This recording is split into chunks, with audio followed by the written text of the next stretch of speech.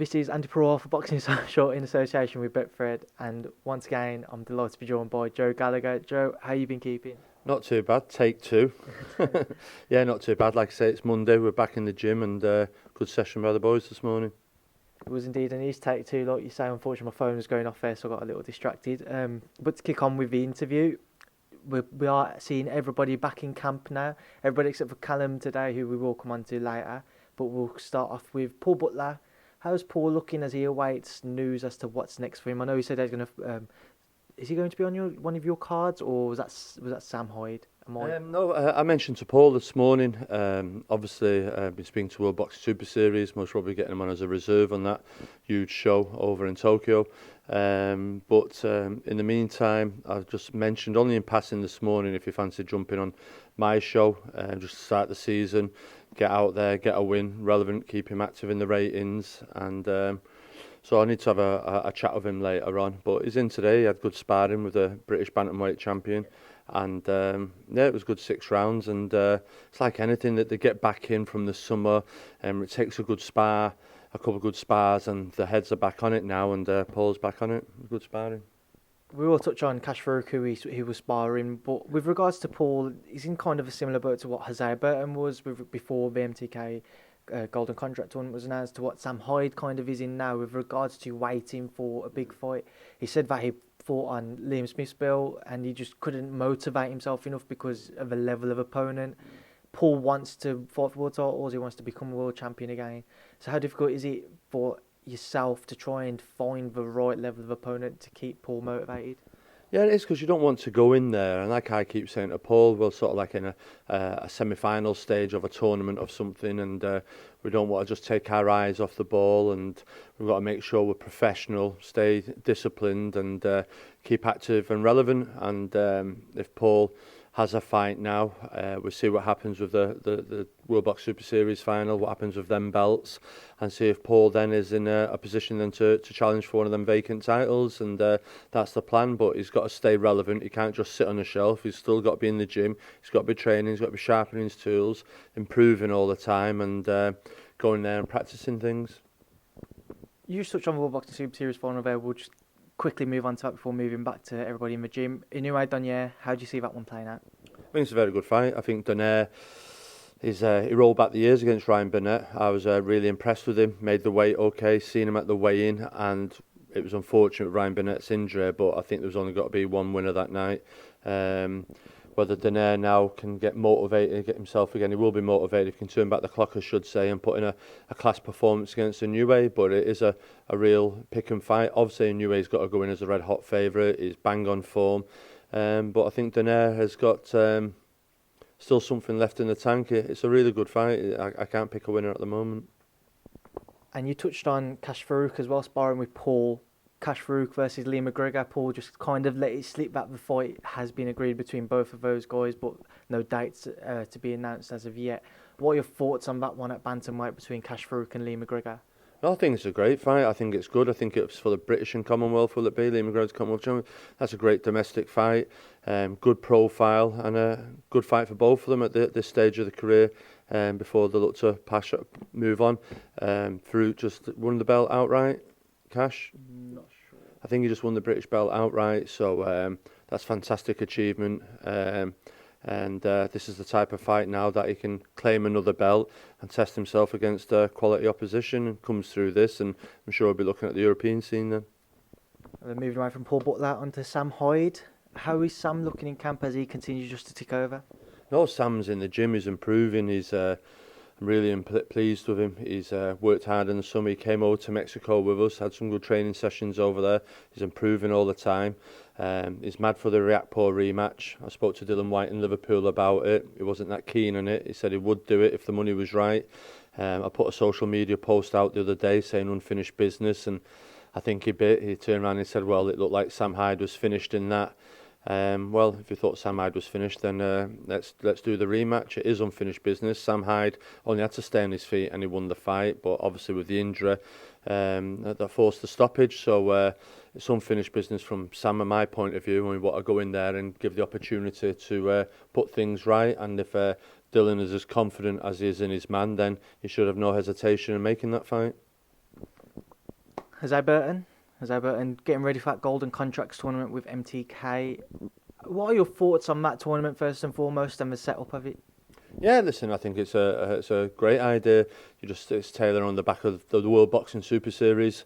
But no, it's a good format. It's good that Sky are getting involved with it as well, showing it. My only concern for a coach is not knowing who you're fighting in the initial stages. The draw's done on a Monday or a Tuesday, so preparation to prepare your lad. It's not like we're doing a prize fight at 3 rounds. We're involved in 10-round contests, and you need to be absolutely bang on with your preparation and your game plans for all your opponents. So I think from a coaching point of view, it's a nightmare, but from a fan's point of view, it's great. Who do you feel will provide Hosea with the toughest test? I don't know the full lineup yet that's in it, but I think there's good fighters in there. Bob Adjusif has got to be in there. He's a former British champion. He's a good fighter. Ward just had a good win over Liam Conroy. Conroy acquitted himself well when he challenged Bawatsi until he got caught. So yeah, it's got to be a good tournament. To say who's got to challenge him the most, well, they're all got to go into it. They all think they can win, and hopefully he's got to go in there and prove to himself that he's just that level above. And how much pressure do you feel that there is on Hosea? Obviously, Hosea's waited for a big opportunity since the Buglioni fight. For some reason, it just hasn't materialised for him. Is there that added pressure for him that this may be his only opportunity to really get his name back out there, to build up his career once again? Yeah, I think it's a shocking story with Olfi, what's happened. He's only lost 1 minute in his professional career, and he's been isolated. That night, you had Cesar and Dylan White, and Jose Burton and Frank Buglioni, and both fights were voted Boxing News British Fight of the Year, #1, and Olfi and Buglioni was #2. Yeah, we had the rematch of the other one, but not the rematch of Jose, and listen, he's putting pressure on himself going into this tournament, but he's confident. What I've learned over Olfi over the last few years, how mentally strong he has to be, keep coming in the gym all the time, keep doing the training, keep watching everyone coming in the gym with fights, winning belts, press and everything else, and him not getting much, but he stayed with it. He's matured an awful lot, and he's mentally strong, and I've always said to him, once you get the opportunity again, next time you've got to grab it with both hands, because as you know now, no one's got to do you any favours. You've got to make your own luck and make sure you take care of business yourself. Then moving away from Hosea onto Anthony Crolla. I know that you've said to me before that you want Anthony's next bout to be his last. I know you'll be happy to hear that when I interviewed him last week, he said that he's going to be his hurrah, as it were. Up in Manchester, what are your thoughts with regards to this being Anthony's final showing? I don't know. I'm pleased that he's agreed he's going to do one more, because I was worried that if he had one more and he won, people go, oh, you can do it in this, and you can't. You see Javonte Davis now moving up to lightweight. You've got Devin Haney. There's a new breed. I won't say lions. There's other people say lions, but there's a new breed, a younger, hungrier breed, and Anthony just needs to step back and let them fight it all out for themselves. He's had his time. He's going to have one more dance in Manchester before the end of the year, and hopefully go out with a win and a good farewell, get a good send-off. What level of opponent are you anticipating Anthony will be in with? I know you've said to me you don't want him to have somebody who is well known, who will give him a very tough fight, but you don't want him to have, I imagine that he wouldn't want to, and you wouldn't want him to have just an easy fight against somebody who you know is going to be quite a formality that he will pick up the victory. Yeah, we'll go to sit down and we'll have a look, and we'll see. Anthony will want it to be competitive to some sorts. I don't want it to be too competitive, because listen, he's had a hard, tough career. The training camps have been hard, and yeah, I just think it is what it is. Anthony will sell loads of tickets, always does. A huge following here in Manchester. He's done well to pick up the baton from Ricky Hatton. Ricky, obviously, another level, but Anthony's done very well to keep the boxing scene alive here in Manchester. Has his good fan base, and I'm sure they all want to come out and support him. Ricky, in his last fight, in his comeback fight, he had the arena sold out, and it showed how popular it was. Ricky could have fought Peter Buckley that night. They didn't need to bring in someone as tough as it was, and it backfired, and I'm quite aware of that, and it is what it is, this for Anthony. It's going to be a fight, and I'm going to insist and sit down on him. It's not going to be nothing too strenuous, but it'll be competitive to an extent, because you can't rule anything out in boxing, but it is what it's got to be. Now, I do want to touch on everything that is happening with the lightweight division, but I think we'll have to do that afterwards when we've gone through the rest of your camp. Smith brothers start off with Liam. Liam coming back from Mexico with a 7th round stoppage victory. Your thoughts on his performance and his victory? No, very good performance. I think it's gone under the radar. I put a post out saying credit where credit is due. That was a very good win for Liam Smith. Other fighters, high-class fighters, Charlo and that, they fought him, never stopped him. Liam went into his own back garden and stopped him in the 7th round. Took him a round or two to get going, but he hadn't been out since, I think it was March, since he fought Eggington, so it was good to get him out. Cut the ring down well and chopped him down well, and had a good finish. And you seen at the round 6, the Mexicans over there loved Liam. Do you know what I mean? He's fight week over there. I keep saying his popularity over there is unbelievable, and going out to hotels and into 24/7s and people recognising him. And this is not in just in Mexico City. This is over where the fight was in Hermosillo, and it's just unbelievable. They were beefing, picture, and obviously Callum was with him, and they keep saying, Callum, you do Canelo. And what surprised us all over there, how many of them didn't like Canelo. They don't really like Canelo. That they like Jamie Mungai, but they're not that. They weren't big fans of Canelo. They were saying, Callum Smith, you do Canelo, and which surprised us all. But Liam Smith, great performance now. He tails up, and hopefully we can get a world title shot before the end of the year. I mean, you've just said you want to get that world title shot for Liam. Liam signed that 3-fight deal with Matchroom. He's had 2 of those. Is it going to have to be a world title shot next? What was the original agreement when Liam signed his contract with Matchroom? I think it's just a 3-fight deal. I know his management team, MTK, they did the deal with him for Eddie, but I think Jamie Mungai has hinted that he's got to give up the belt after his next fight. So if that belt becomes vacant, I know Liam Smith would love to challenge for his own belt, and whoever that would be against, maybe a Dennis Hogan, a Jesse Vargas, someone along them lines, then I think it'll be a great opportunity for him, and before the end of the year for Liam to become a 2-time world champion. Stephen Smith as well. Everything's gone just a little bit quiet for Stephen recently. What is the latest with regards to his career? Yeah, Liam, Stephen, he came back. He fought in Nottingham. He fought on my show in June. Had a little hand injury. He was out of Mexico, done some training, and he looks like he's got to be out in November in a big fight. So he's due back in the gym now to knuckle down for a good 10-week camp, and he'll be out in a title fight in November. Stephen, another one who's got that ambition to get back to world level. Have you seen enough in him to suggest that he can get back to that level, obviously, after a year and a half out with the injury that he suffered? Yeah, listen, Stephen's a quality fighter. You can't deny that. He's always got the skills. What happens to fighters at their stage of career, whether they have the same desire, the same hunger as there was 8-10 years ago, and he's shown that in the gymnasium up to now. So there's no question why he gets a good title win. He can go and challenge again for a world title. Finally, the number 1 super middleweight in the world, Callum Smith. Now, I don't know, you'll know about it, and we briefly spoke about it when I arrived. There's been a lot going on over social media, a lot that's been said about Callum's future, where it lies, offers from other promoters across the pond. Just fill us in on everything from your side, Joe, with regards to Callum and where his future lies. Well, Callum at the moment is considering offers over the weekend. Told him to sit down, got to speak to him later on today or tomorrow morning, and going to see what decision he's made. There's offers on the table for him, lucrative ones, different ones that can give him different options, different fights, and he's got to weigh up what's best for him at this stage of his career. I know, obviously, it's like anything, ever goes running to Eddie for his opinion, and Eddie's quite quick to play down the situation, call it a Joe Gallagher beauty or whatever. But the facts are, like Callum Smith, he's a free agent. He's listening to offers at the moment.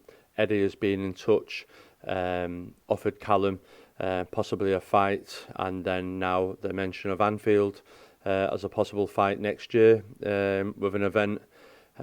So, like I say, Eddie's offers there, whether it's good enough or not, depends on what Callum decides what he has decided over the weekend. But from what I've seen from what Eddie's offered, I personally don't think it's good enough for the number one. And I think it's just basically a case of Callum Smith. He's sat there seeing a load of money being thrown around. Eddie's signing all these top American fighters getting huge signing on fees. And Callum Smith all of a sudden becoming an afterthought. When you sit there, now I always say people... And you'll hear Eddie says, the World Boxing Super Series, it was good and it was a bad thing for Callum Smith and because of the money, but it was bad for his profile. But if you keep saying that, people believe it. But then you have other people say to Callum Smith, well, nothing wrong with your profile. We want to put that money up and you'll definitely go down a storm here and we'll pay you that. So when Callum's always been told you've got no profile and you get people at Sky Adam Smith saying he's not pay-per-view, and you keep getting told that, you start to believe it. But then other people come along and go, oh, you're pay-per-view, we'll put you on pay-per-view, we'll give you this, we'll give you that. You go, really? I was always told this.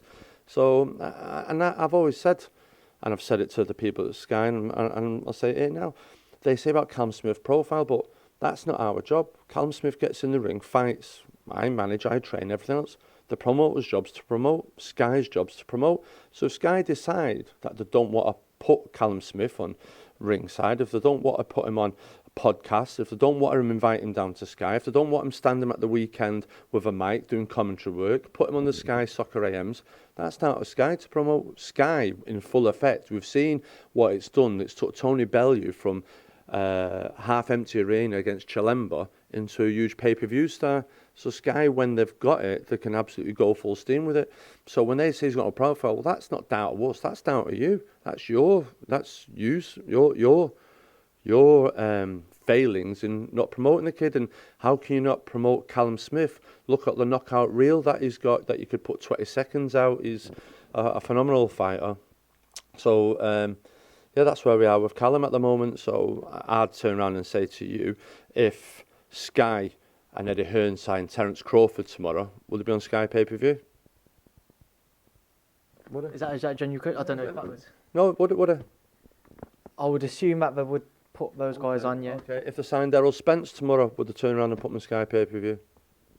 Again, I would assume so, but I'm not involved in then, it. Okay, but they've got no profile in British boxing. So you can put them on pay-per-view, but you can't put Callum Smith on pay-per-view. They say you haven't got the right dance partner. So that's what one set are doing. But then you've got other people going, what? Well, you pay-per-view for us, or we'll pay this and we'll pay that. So Callum's just got to look at the bigger picture. And then now when there is talks, we had a sit down, we had an honest chat in Mexico with Eddie, and we told Eddie, I don't know whether he thinks that we were bluffing or not, but there isn't. Callum's got the offers there. He's sitting and looking over them over the weekend. It's like, we're on honest chat. It's like the kid... It's like all of a sudden now, there's Anfield talk. Well, there was Anfield talk last year and it didn't happen. Now it's this year. But that's Anfield then. But what about now? Do you understand? And where this DAZN money, there's a huge amount of DAZN money. Then you sit and read this weekend, Eddie's saying, we'll pay Gervonta Davis 6 million, 7 million, 8 million. And I know Callum Smith sat there going, yeah, but you won't pay it me. I mean, you're not paying it me. So that DAZN money, and you see the Triple G wages, Triple G's opponents' wages, Canel's wages, and Callum's going, I'm the number one, and they'll say, we ain't got a profile, he ain't got a dance partner. Well, a lot of them haven't, but you can't tell me that the fighters that are out there on the American stage on the platform DAZN are deserving more money that aren't world champions than Callum Smith, who is a world champion, and that's where the frustrations of it is all becoming now. It's just like you see Boxing News writing articles, where's our next pay-per-view star? And it's like, hang on a minute, there's a kid up in Liverpool there, that's the number one in the world. Have you forgot about him or something? And if you look at how things are, it's getting more and more. If you're not within the M25, there's less and less. Kell Brook was becoming more irrelevant. Anthony Crolla, his career's finishing. Tony Bellew's career's finishing. So everything's going more and more and more London-based. So if you try and think now they're going to Newcastle with Ritson, and I don't know what's happening with Josh Kelly, but it's hard to start. Can you think of many kids? And May's coming to the end of his career. From a pay-per-view perspective, at the top end, not off the top of my head, outside of London, no. No, exactly. So it's like they've all forgotten, like well, hang on a minute, Callum Smith's up here in Liverpool. Liverpool haven't done a bit. How are you not promoting him? How on earth are they not Rails? Why aren't they? And it's all right for them saying, oh, yeah, but because he's quiet and it is this. Well, all the best fighters in the world at the moment, Usyk, Triple G, Canelo, Lomachenko. I've never seen none of them throw a table about. Never seen none of them trash talk. So why does Callum Smith have to be a trash talker or tip tables? Our job is to fight and train and manage. Yours is to promote, and the TV networks is to put him out there. Do the job. You've seen the job now in America they've done with Terence Crawford, who's becoming a pay-per-view star. That's their job, so you can't be blaming me and Callum for that. That's up to them to do. Now, there's a fair few points that I want to try and remember. I want to pick up on and ask you about. We'll start off with what you said about the promotional side with regards to Callum and building his profile. What do you think it is then that maybe Sky or Matchroom haven't pushed him as much as what you would have liked to have seen? Well, I don't know. Listen, the kid's been a world champion now for nearly a year. We offered to fight in December on the Dylan White show when it was struggling that time. We offered to take that date. Then Callum became a dad in New Year. We pushed to get on that Joshua bill because they didn't really want him to fight in there. They wanted him to fight on the Usyk bill in Chicago. But we took less money to fight on the thingy, and it came off, and his profile. And it was unfortunate with Joshua. It was a great card that night. Katie Taylor in a great fight. Ruiz upset, but Callum's performance was overlooked, and they'll say, oh, it was only Hassan Nadam. But it's the same Hassan Nadam that was a world champion that had just beaten Martin Murray. So it wasn't a pudding. It was just a clinical performance that Callum put in that most of us thought, oh, he's too good for them.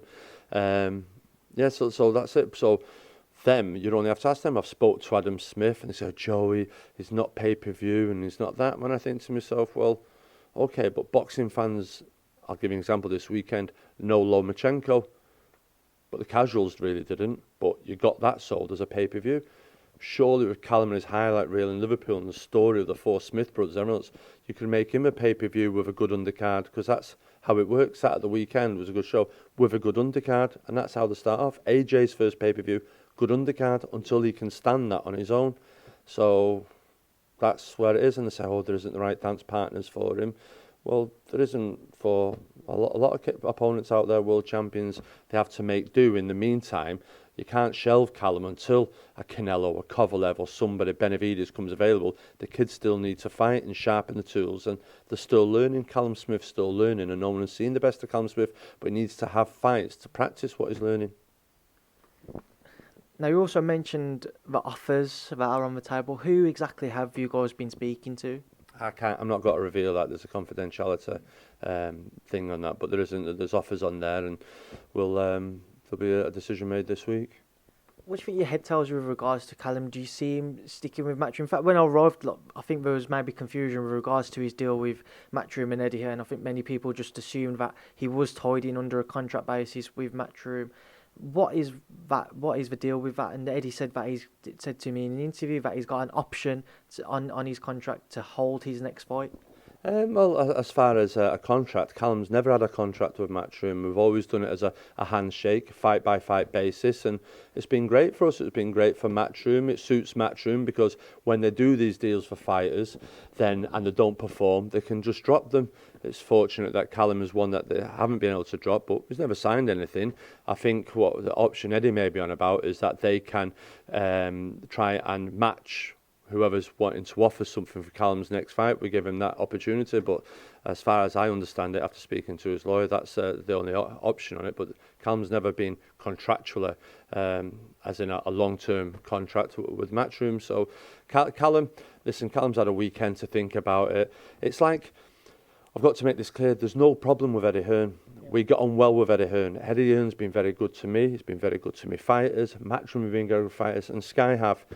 But there just comes to a point when sometimes, and this is what Callum feels like, that it's just, well, we've got them there, and it's become an afterthought, and Callum's thinking, no, hang on a minute.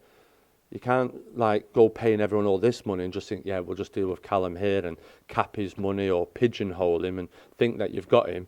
Other people have come along now, and it's like, well, a bit like having a girlfriend, you're not paying her no attention. Some geezer comes along and starts showing her attention. You've got to get your head in. You try to get her back. Well, you've had her for ages, but not done nothing with her. So a bit similar circumstances here. Now, Callum likes Eddie, and Eddie's a good guy. He's smashing it. He's one of the most powerful promoters in the world. But as long as he looks after Callum and does the right deal, but you can't remain silent, because if you see, things don't happen, and we've got serious offers on the table. And Eddie, who works for the Zone, he said he has to go and sign the best fighters for the Zone. Well, he needs to go to the Zone and the board and go and get some of that DAZN money and spend it on Callum Smith and not just American fighters. Quickly stop and start there as my camera's back to time out. You just mentioned some of the fighters that Eddie's signing up with for DAZN money, etc. Is that maybe what adds to the frustration that these fights haven't also been sealed as of yet? And we're seeing the likes of Golovkin sign, Danny Jacobs, Demetrius Andrade down at middleweight, but obviously Billy Joe Saunders recently. We're seeing all these guys signing with Matchroom. Is that where maybe the extra frustration comes in as to why these fights haven't happened yet?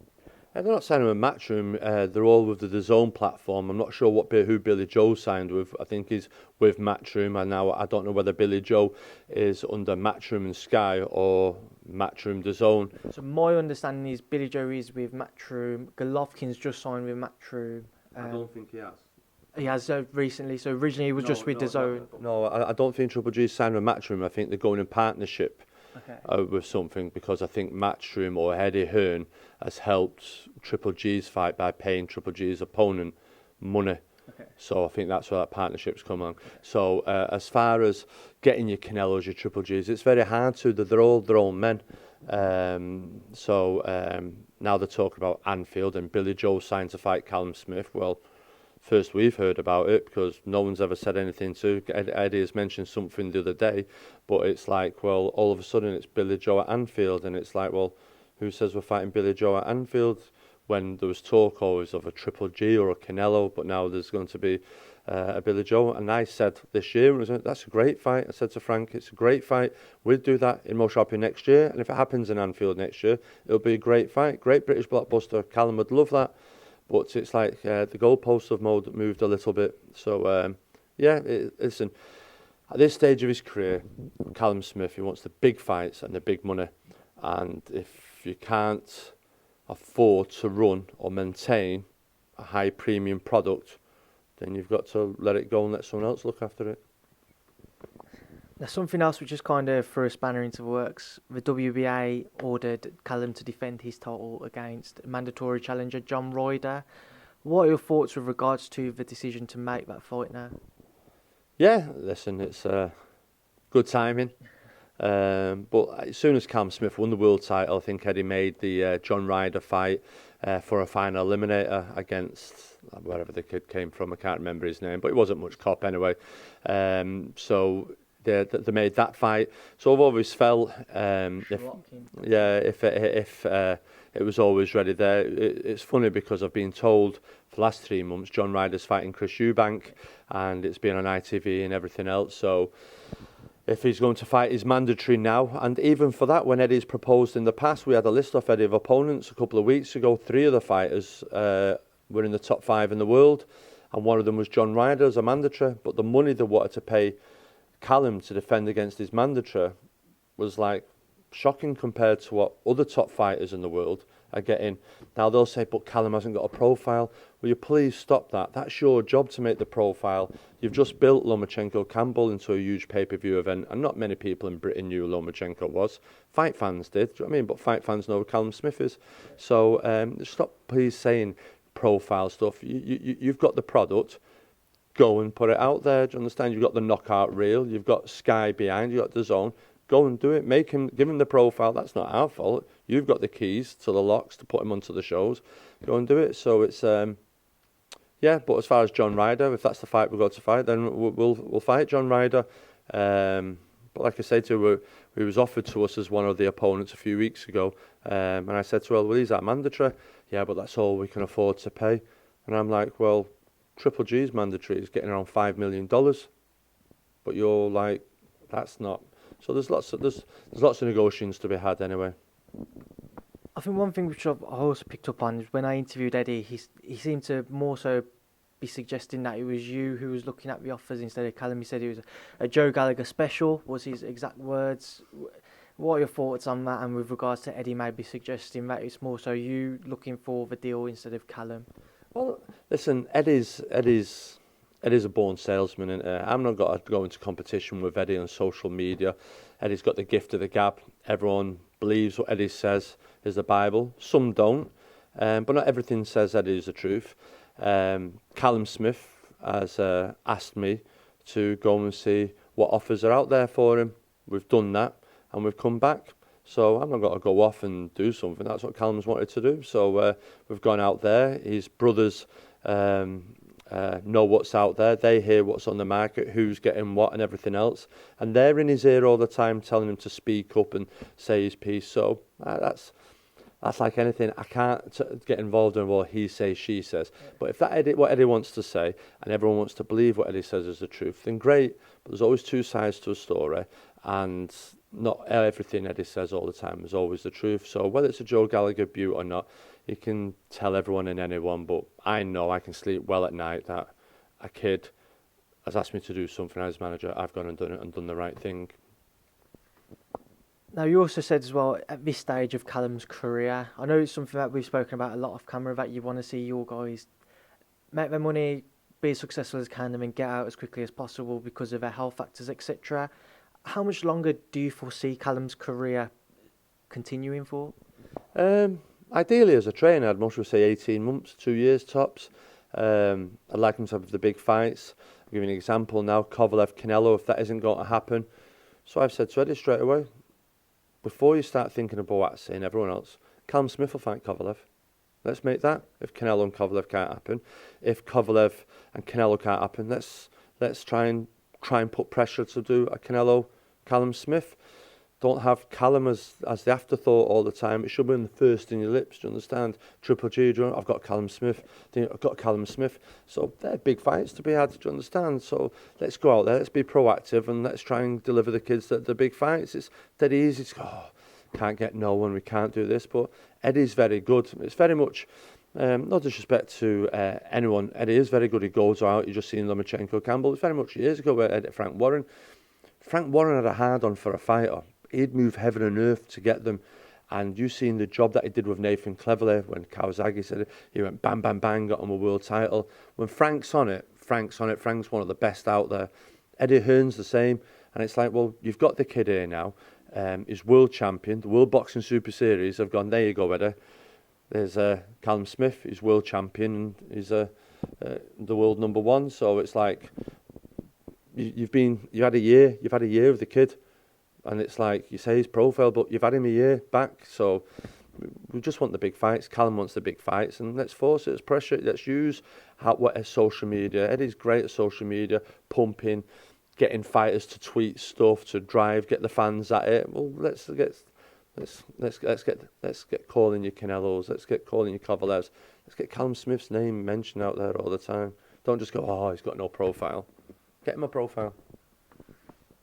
I know you're saying all of this and you want those big fights, but just with regards to John Ryder, do you see that being the next fight for Callum no matter what now, or how exactly do you think it will work out? Well, that was put on us over the weekend. I'm going to sit with Callum. We've got 30 days to negotiate that, but there'll be a lot of discussions this week, and we'll see what happens. Usually, like I said, John Ryder, I've got no problem with that. If he's the mandatory challenger, then Callum Smith will fight. Eddie's done well for John Ryder there, getting him the mandatory position straight after Callum. So I always knew that was in his back pocket. And it's a good opportunity for John Ryder. John Ryder's a good fighter, a better fighter at super middleweight than he was at middleweight. He's had some good wins on the road. Last time out, he beat Canelo's sparring partner. Nielsen was a good win, so he's an accomplished fighter. Now, Eddie will say, we'll try to build this fight. There's no one. Well, what does Callum Smith, John Ryder, how you got to sell that one? Thank God I'm not a promoter, Joe. Moving away from Callum Smith, we will talk about this past weekend, Vasyl Lomachenko versus Luke Campbell. What was your thoughts on the fight, Joe? Oh, it was what I thought. I thought it'd start off very top of the end amateur style, back to the fencing. I think, like you say, amateur scoring. Luke Campbell was 1 or 2 up after round 1, scored with the backhand, hook over the top. Loma started getting into it a little bit, and after 6 rounds, well, he got to him by 5, and I thought Luke came back really well after that bit of an onslaught. recomposed, regrouped. I thought Shane did a good job in the corner. Just when he felt the walls were coming in, he regrouped, showed he had backbone, and then he survived the onslaught down the straight. And he had his moments. He landed some good shots on Loma-Campbell, but there wasn't enough of them. And I'm sure Shane now, after being up against him, most of thinks it's great preparing for them, but it's being able to do it constantly for every second and every minute. And just when you think you've got something, he comes with something else. And it's an exceptional fighter. He's up there. I wouldn't say he's the pound for pound number one at the moment, but he's a good fighter, and he's making his mark in the history of the sport. Now, sticking with the lightweight division, we spoke about it off camera. Hearn Abdullayev, what are your thoughts on that one as a WBC final eliminator? I think that's a good fight. I don't think Hearn is the winner is a foregone conclusion. I think his opponent Abdullayev is a very good fighter. I think that's a really good fight. I won't be surprised if there's a surprise there. Hearn, untested yet, working well away. There's been a huge investment in him to deliver for a kid so young. But this is his moment, his opportunity. Wins this, he's getting an opportunity. You also have Tofino Lopez. You also have Javonte Davis now moving up in weight. Luke Campbell, Terry Flanagan moving back down to lightweight. That's a good fight I'd love to see. Luke Campbell versus Terry Flanagan. I think that's a great fight. If one of the belts become vacant or a final eliminator, two southpaws.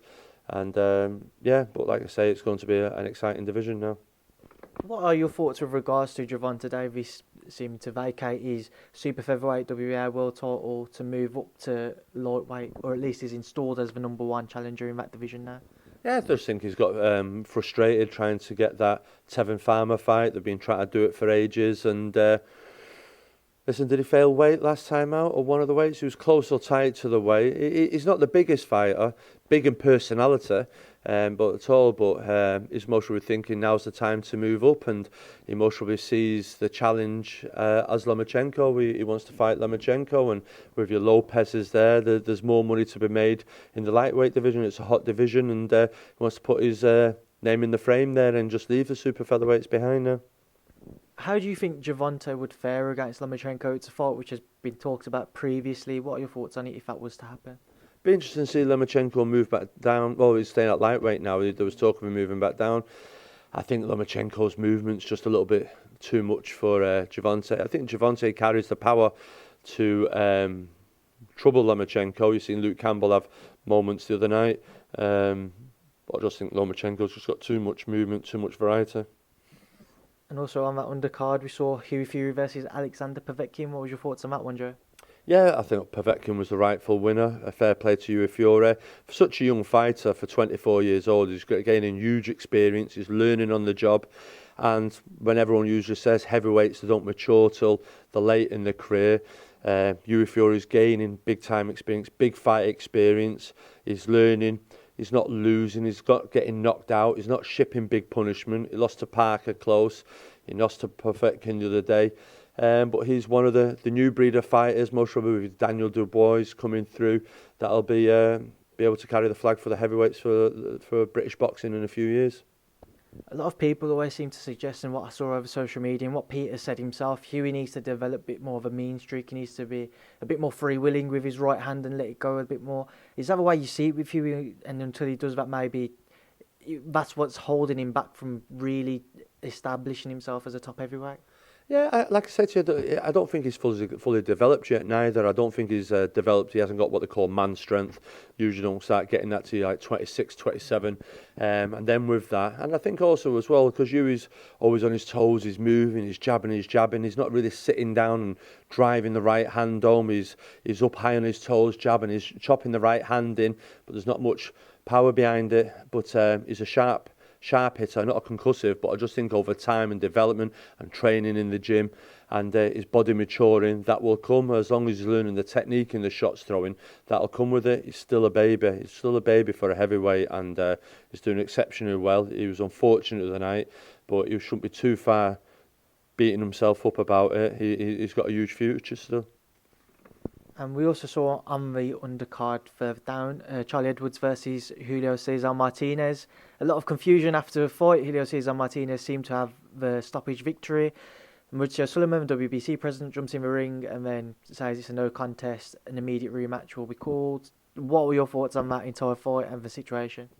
Yeah, I felt it's a bit sorry for Martinez. He fought, he won, he hit Charlie on the floor, but you could always see there was always got to be one winner in that fight, Martinez. I'll be surprised if they do the rematch.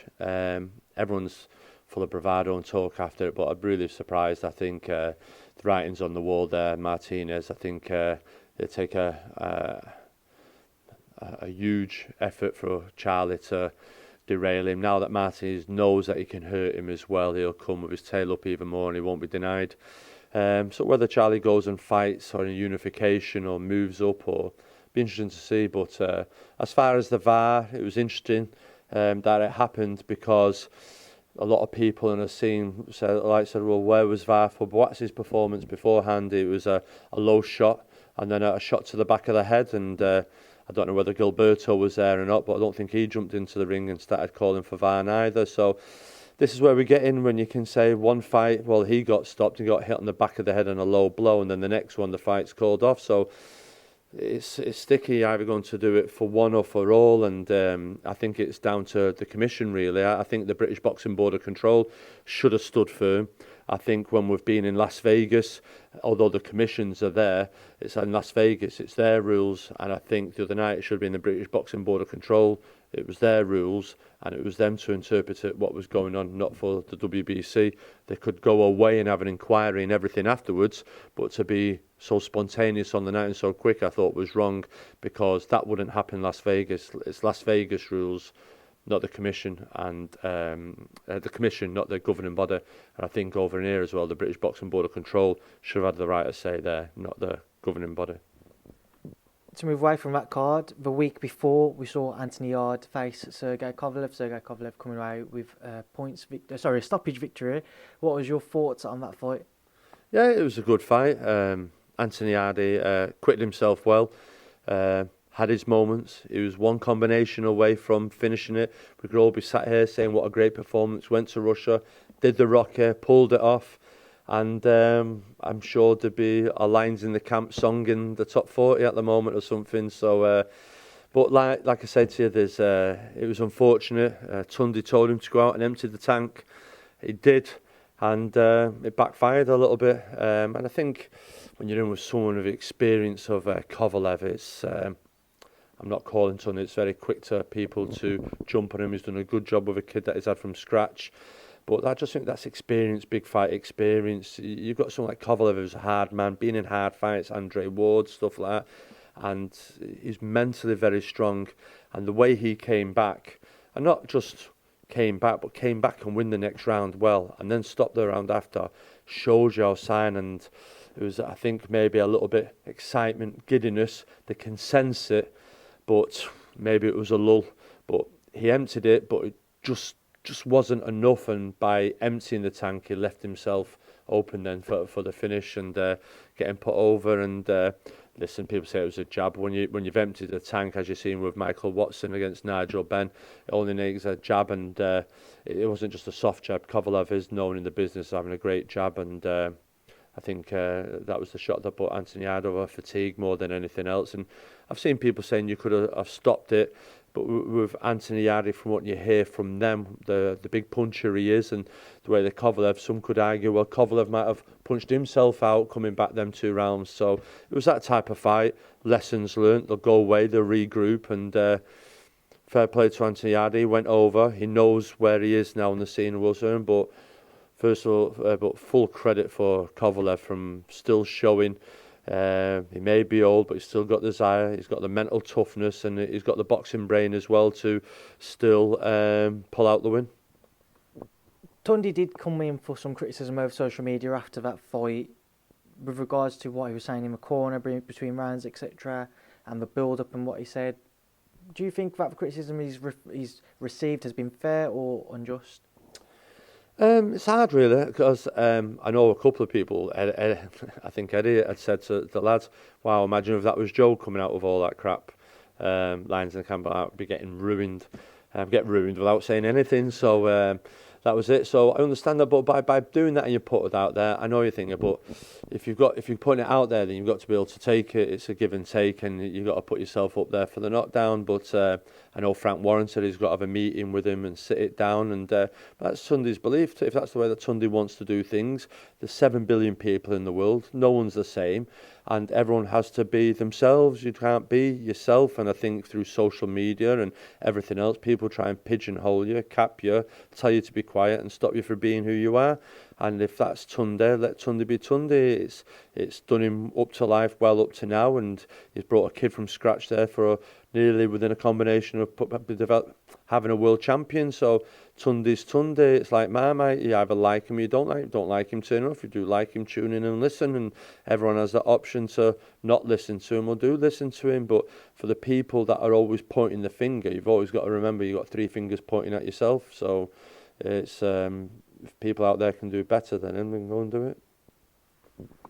What would be your thoughts with regards to a bout between Anthony Yarde and Josh Buatsi? That seemed to have drummed up a bit of interest, domestically at least, after that fight. That's a great fight. I think that's a natural fight. I think that's a fight that should happen. Joshua Buatsi is British champion. He's looking to move on. He's high up in the world rankings. Anthony Yarde, big profile after that last fight, coming back now. And very much like when Lawrence Okolie fought Chamberlain, they named it British Beef. They're trying to do now most probably Okolie versus Riakpo. But I do feel that's a huge London fight. Yarde, Buatsi, I think that's a great fight. I think what would be the right thing to do is the British Boxing Board of Control make Anthony Yarde the mandatory challenger for Joshua Buatsi. Be interesting to see then what Joshua Buatsi and the team do. If they give vacate the British title, Anthony Yarde might more probably turn around and say he's running. So I think that's a great fight, and I think it's the most natural fight for it to be made, to come back. Go back to what you should have done. Anthony Yarde pulled out of a British title limit against Jose Burton, and he didn't really have them type of fights to ready himself for that. And before I say, I'm not saying Burton's Kovalev, but he was a better level and a former British champion than what he'd been in with before. So, but I do feel Yarde Buatsi is a great British fight, and I think that's a great December fight, whether Eddie Hearn and Matchroom put it on or Frank Warren BT put it on. But I think that fight will be a great fight, and I want to happen in December. Just to stick with a lot of heavies, Artur Beterbiev, Alexander Vozdik in the unification bout. How do you see that one playing out? That's a good fight. Beterbiev, I think everyone fancies the chances of him now since Cam Johnson's put him down.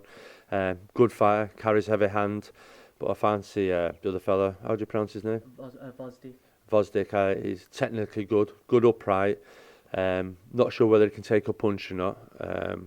If he can, then I expect him to run out a very close points decision winner. And finally, this past weekend it was announced that Taylor Pro Grade World Boxing Super Series final will take place in London. Firstly, what are your thoughts on that fight, Joe? Belting fight, great fight. I think Taylor's a great fighter, great talent, good champion, progress, a good fighter, has the attitude, has the power. Hope he's taking Josh Taylor serious. He doesn't feel, as people do in America, as a Brit will lie down. Because if he does, he's got to be in for a big shock.